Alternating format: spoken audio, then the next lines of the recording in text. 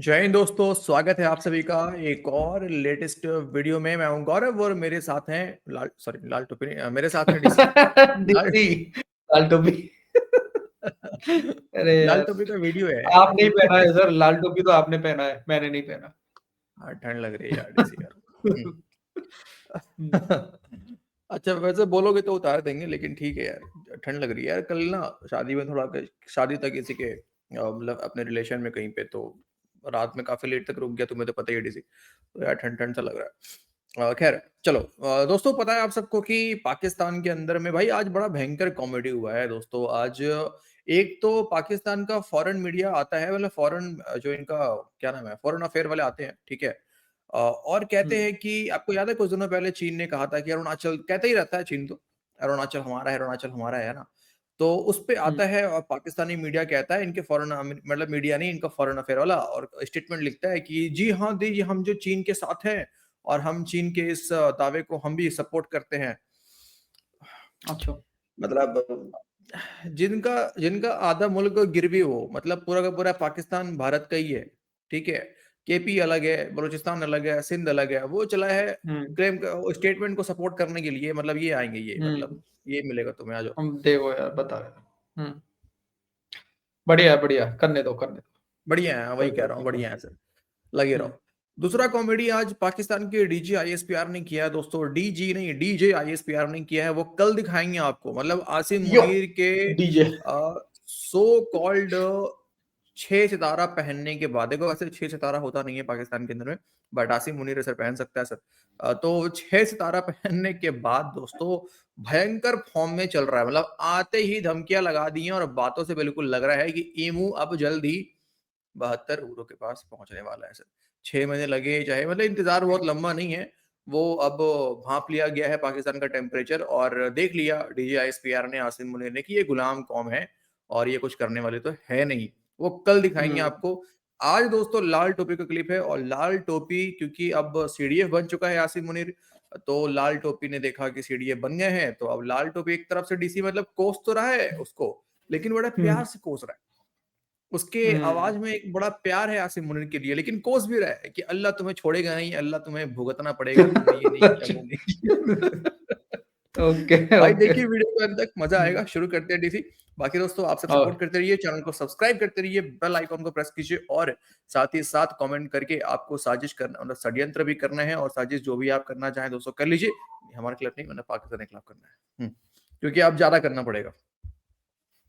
चलो। यो चलो। आप यूक्रेन की मिसाल आपके सामने है। यूक्रेन एक एटमी ताकत था, लेकिन नेटो ने यूक्रेन से कहा कि आप अपने एटमी हथियार हमें दे दें, हम आपकी हिफाजत करेंगे।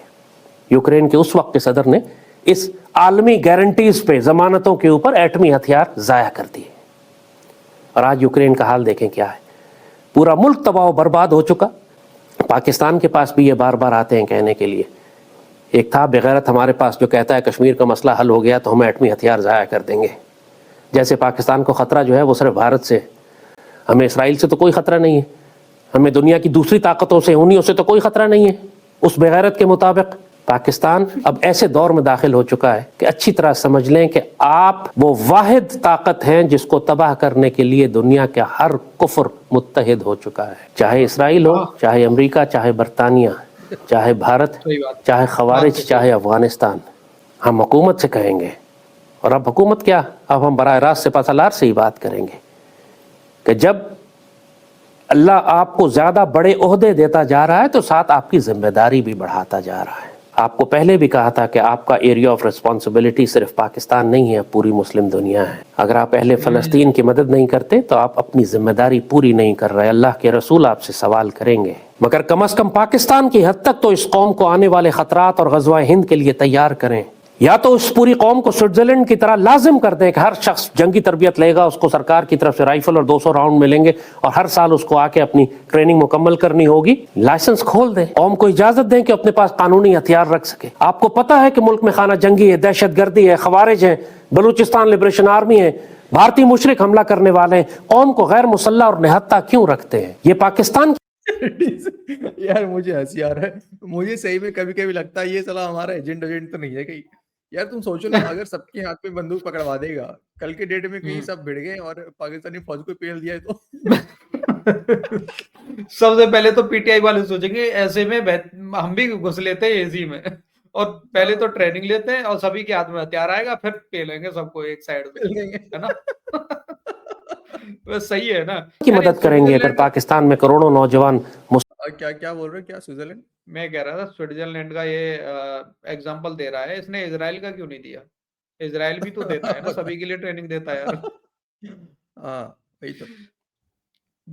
मुसल्ला हूं, तरबियत याफ्ता हूं, पाक फौज से वाबस्ता हूं, आप जांबाज फोर्स शुरू करें, नेशनल कैडेट कोर शुरू करें। आपके पास डायरेक्टरेट ऑफ नेशनल गार्ड्स है जीएचक्यू में, उसको एक्टिवेट करें। उसका काम है यही कि पूरी कौम को मुजाहिद बनाए, मुजाहिद बटालियंस रेज करें, वुमेन्स गार्ड रेज करें, सिविल डिफेंस और नेशनल गार्ड्स रेज करें। आप मुनज़्ज़म करें इस कौम के नौजवानों को, इनको तैयार करें आने वाले वक्तों के लिए, इनको नजरियाती तौर पर सच्चे पाकिस्तानी और मुजाहिद बनाएं। आइंदा का दौर सिर्फ जंगों का दौर है, पाक फौज अकेले नहीं संभाल सकेगी। आप क्यों पाक फौज पर एफसी पे इतना दबाव डालना चाहते हैं जो वो उठा ना सके आने वाले वक्तों में? भारत का सिपह सालार, भारत के हुक्मरान अपनी कौम को तैयार कर रहे हैं कि 5 साल की जंग के लिए तैयार रहो। पाकिस्तान से जो जंग शुरू होगी 5 साल चलेगी। यूक्रेन की जंग को भी 4 साल हो चुके हैं, खत्म होने का नाम नहीं ले रही। गजा जैसे छोटे से खित्ते में जंग 2 साल हो गए, खत्म होने का नाम नहीं ले रही। सूडान की जंग को 1.5 साल हो चुका है, खत्म नहीं हो रही। शाम की जंग को 10 साल हो चुके हैं, खत्म नहीं हो रही। अब जो जंगें शुरू होती हैं वो खत्म नहीं होती। यूक्रेन के पास फौज खत्म हो गई, वो राह चलते जहनी पागल, माजूर, अपाहज लोगों को उठा उठा के मैदान जंग धकेल रहे। खौफ के मारे मर्द यूक्रेन में शॉपिंग करने अपनी औरतों के साथ बाजार नहीं जाते कि रास्ते में फौजी उनको अगवा करके ले जाते और वहां से जंग पे फेंक देते हैं ले जाते। हमारे नौजवान, खासतौर पर ये मिलेनियन और जेनजी, क्योंकि सारी दुनिया, सारा वक्त आने वाला इसी जनरेशन का है, इन्हीं से ही आपने काम लेना है। और सबसे ज्यादा गैर तरबियत याफ्ता यही जनरेशन है। हुकूमतों से तो कोई उम्मीद नहीं, जैसे कहा उम्मीद हमें सिपह सालार से है, उनको नसीहत कर रहे हैं। अल्लाह आपको इज्जत और ताकत दे रहा है, इस ताकत को इस्तेमाल करें सईदी रसूलुल्लाह की इस उम्मत को मजबूत करने और ताकत देने में, इस पाक सरजमीन की हिफाजत करने में। आपकी सिर्फ एक जिम्मेदारी है, पाकिस्तान और मुसलमान दुनिया की हिफाजत। मईशत ठीक करना आपका काम नहीं है, आपका काम इनकी नजरियाती और रूहानी तरबियत करना है और मुसलमान उम्मत और पाकिस्तान की हिफाजत करना। आपका काम गज़वा हिंद है, इस पर फोकस करें। मईशत और इकॉनमी और इन्वेस्टमेंट और मिनरल्स, ये पाक फौज की जिम्मेदारी नहीं है। इसके लिए आप बेहतरीन लोग लाएं, वो ये काम करेंगे। आप अपने काम पर तवज्जो दें जो उम्मत मुस्लिमा का दिफा है। अगर आप फ़लस्तीन का दिफा नहीं कर रहे, अगर आप भारत के खिलाफ गज़वा हिंद की तैयारी नहीं कर रहे, अगर आप आने वाली बड़ी जंगों के लिए इसराइल के खिलाफ जंग की तैयारी नहीं कर रहे, तो फिर आप अपनी ड्यूटी नहीं कर रहे, चाहे आपके पास कितने बड़े रैंक क्यों ना हो। आपको अल्लाह उसके रसूल के दरबार में जवाब देना पड़ेगा। हम मोहब्बत और प्यार के साथ आपको नसीहत करते हैं, आपकी रहनुमाई करते हैं, आपकी हिफाजत करते हैं, आपके लिए दुआ करते हैं।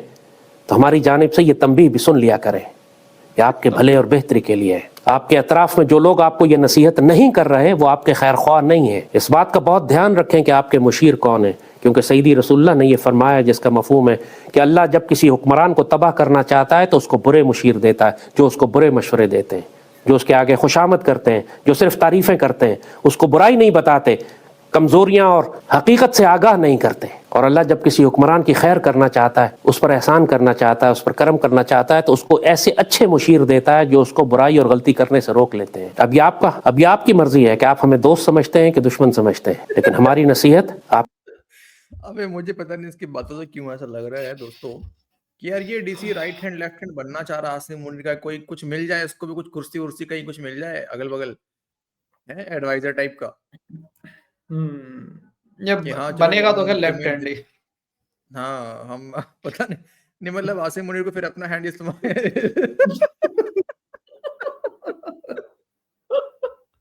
अरे सर लेफ्ट हैंड बनेगा तो बात तो समझा करो, धोने के भी काम आएगा, पहुंचने के भी काम आएगा। सिर पे टोपा लगाए तो पहुंचने के काम आएगा। इवन मुझे लगता है सर इमरजेंसी में कहीं आसिम मुनीर को टट्टी भी लग जाए तो ये टोपी निकाल के पेश कर देगा। अरे सर आप इसमें कीजिए ना सर।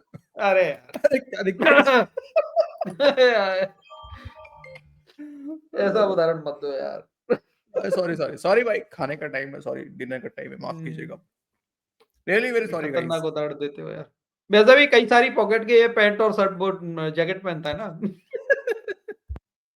हाँ ये बात अच्छा, पूरा क्लिप सुनते हैं पहले भाई। नहीं लेकिन कुछ तो कुर्सी नहीं दोस्तों, आपको नहीं लग रहा है? आप बताओ यार, मतलब कमेंट करके साजिश करो ना यार। आप लोग ऐसा फील नहीं हो रहा है कि इसको बातें सुन के लग नहीं रहा है कि मतलब आपको कुछ जो गलत लोग आपको गलत चढ़ा देते हैं, झाड़ पे चढ़ा रहे हैं, मैं आपको बता रहा हूँ, गलतियां बता रहा हूँ आपको, मैं आपका दोस्त हूँ, कहीं मुझे डंडा मत कर देना, मैं दोस्त हूँ आपका, मतलब ऐसा लग रहा है ना कि कुछ गड़बड़ है, मतलब चाह रहा है कुछ ये गड़बड़ की भलाई के लिए, पाक सरजमीन की बेहतरी के लिए, उम्मत मुस्लिमा की खैर के लिए। हमारी नसीहत मान लें, दुनिया और आखिरत में बेहतरी होगी आपके लिए। इस पाकिस्तानी कौम को गज़वा हिंद के लिए तैयार करें। अब वक्त नहीं है, जितना वक्त आपको मिल रहा है ये बोनस टाइम है। अल्लाह ने दुश्मनों के दिलों में रौब डाल दिया है, वो हम पर हमला नहीं कर रहे, वरना आप भी अच्छी तरह जानते हैं कि कई हफ्ता पहले इन्होंने दाखिल हो जाना था, किसी भी वक्त अभी भी दाखिल हो सकते हैं। और फिर हम आपको कहेंगे फ़लस्तीन के मुसलमानों की मदद करें। आपको बहुत बड़ा हिसाब देना पड़ेगा सईदी रसूलुल्लाह के दरबार में। आप कोई दलील, कोई हुज्जत, कोई एक्सक्यूज़ नहीं दे सकते कि आपने अहले गज़ा को अभी तक अकेला क्यों छोड़ा हुआ है। सब कुछ आपका ठीक जा रहा है, यहाँ पर आप बहुत बड़ी खयानत कर रहे हैं। ऐसा न करें, अल्लाह उसके रसूल सल्लल्लाहु अलैहि वसल्लम के आगे कल आप शर्मिंदा हो जाएंगे। देख रहे हो, एक तरफ अपने नहीं देश ऐसा लग के रहा है जैसे लोगों एक की तरफ तो पड़ी नहीं है। बोलिए बोलिए। अपने यार छोड़ो यार, मतलब वो कहाँ 5,000 किलोमीटर दूर जाके उनकी मदद करे चीखता, तो खुद क्यों नहीं जाता लालटू की मदद करने पे? तेरा इसने कम से शुरू में कम जो जरूर सीनेटर था, वो जो यार सीनेटर था मुश्ताक डीसी, कम से कम चलो वो जैसा भी था, लेकिन कम से कम वो पहुंच तो गया इजराइल, तू क्यों नहीं गया? देखो, इसने जो शुरू में बोला था ना गौरव भाई, शुरू में जो बोला था एकदम करेक्ट बात बोला था इसने कि भाई जो इमरान खान ने बोला था कि भाई कश्मीर का मसला अगर हल हो जाता तो हमें एटम बम की जरूरत ही नहीं है ना। हम्म तो इसने बोला था कि यार यार ऐसा थोड़ा ही ना कि इंडिया ही सिर्फ हमारा दुश्मन है, सारे के सारे काफिर देश जो है वो हमारा दुश्मन है। वो किस लिए है सर? पाकिस्तान चीज ही ऐसी है ना। पाकिस्तान गन्ने मेन का बात खेत है, तो ये तो पाकिस्तान मैं गन्ने का ये खेत है, इसको सब पेलना चाहते हैं। हाँ, ये तो सही बात है, पाकिस्तान चीज ऐसा है यार, पाकिस्तान का रस जो है वो कभी खत्म ही नहीं होता है। हाँ। इसको सब पेलना चाहते हैं भाई, चाहे काफिर हो चाहे कोई भी हो। ये बात बिल्कुल करेक्ट है डीसी, पाकिस्तान गन्ने का खेत है, इसे पे लो। इसको पेलो। उधर से अब यार अमेरिका सर, कह रहा होगा, अब यार दूसरा ये भी अमेरिका तो भी देखो कह ना रहा होगा यार गौरव भाई, सर्दियां आ गई, सर्दियों में यार गुड़ की जरूरत होती है सभी को। और गुड़ कब मिलेगा? जब गन्ने का जूस निकलेगा सर। उधर से अमेरिका भी कहता होगा पाकिस्तान गन्ने का खेत है, इसको पेलते हैं। उधर से इसराइल भी कहेगा पाकिस्तान तो गन्ने का खेत है, इसको पेलते हैं। अब अफगान भी यही बात अफगान भी यही बात कह रहे हैं, पाकिस्तान तो गन्ने का खेत है, इसको पेलते हैं। लाल टोपी को भी यार ये लाइन पहुंचाओ ना, लाल टोपी बोला करे हर एक वीडियो में अपनी में। देख लो ये काफिर क्या बोलते हैं, काफिर बोलते हैं पाकिस्तान गन्ने का खेत है, समझ जाओ। वो पेलना चाहते हैं हमें।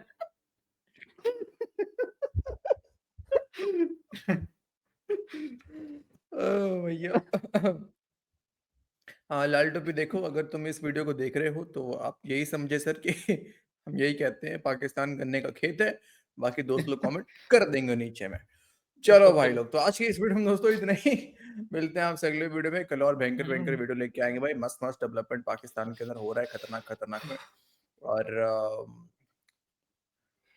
हाँ, मिलते हैं, कल मिलते हैं आपसे, और भी काफी बातें हैं जो करना है, कल करेंगे, ठीक है। चलो भाई, आज के इस वीडियो में इतनी दोस्तों, जय हिंद, अपना ख्याल रखिए, जय हिंद भाई गुड लोग। नाइट, शुभ रात्रि, और जो सुबह देख रहे होंगे उनको नमस्कार, गुड मॉर्निंग, बाय बाय।